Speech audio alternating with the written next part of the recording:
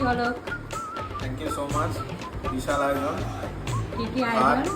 হ্যাঁ, ভাত, পনির ভেজা, ইয়ে, এটা রয়েছে মাশরুম মশালা, ও, এটা রয়েছে সর্ষে বাটা দিয়ে ইলিশ, ও, এটা রয়েছে চিতল মাছের মুইঠা, আচ্ছা, এটা এটা রয়েছে- চিতল মাছের মুইঠা নয়, এটা চিতল মাছের নরমাল ঝোল। যাই হোক, আচ্ছা, এটা হচ্ছে মাটন হ্যাঁ। কষা।